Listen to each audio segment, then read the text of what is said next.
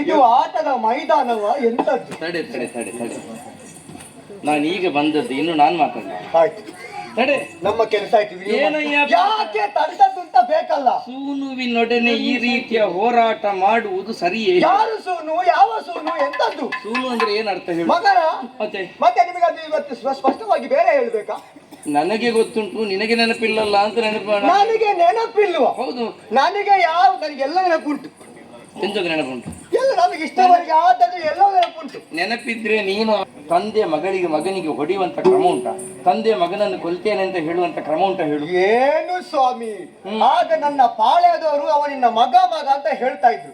ಈಗ ನೀವು ಕೂಡ ನನ್ನ ಮಗ ಅಂತ ಹೇಳಿದ್ರೆ ನಾನು ಹೇಗೆ ನಂಬುವುದು ಅಂತ ಬೇಕಲ್ಲ. ನಿನ್ನ ಪಾಳ್ಯದವರು ಏನು ಹೇಳ್ತಾರೆ ಎನ್ನುವುದನ್ನು ನನಗೆ ಸಮೀಕರಿಸಬೇಡ. ನಾನು ಏನು ಹೇಳುತ್ತೇನೆ ಎನ್ನುವುದನ್ನು ನೀನು ಪ್ರಧಾನವಾಗಿ ನೆನಪಿಟ್ಟುಕೊಳ್ಳಬೇಕು. ನಿನಗೆ ಈ ರೀತಿಯಾಗಿ ಮರೆತು ಹೋಗುವುದಕ್ಕೊಂದು ಕಾರಣ ಉಂಟ. ಏನು ಏನು ಬಲ್ಲೆಯ?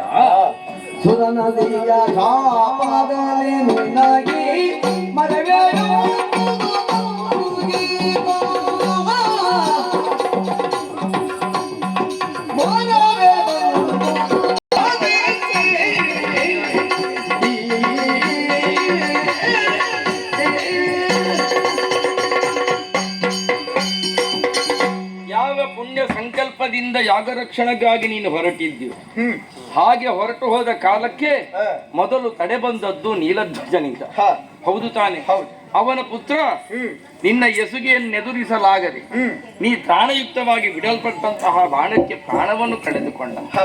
ತತ್ಕ್ಷಣದಲ್ಲಿ ಅವನರಸಿಯಾದಂತಹ ಜ್ವಾಲೆ ತನ್ನ ಅಳಿಯನಂತಹ ಅಗ್ನಿದೇವನನ್ನು ಕರೆದು ನಿನ್ನೊಡನೆ ಹೋರಾಟ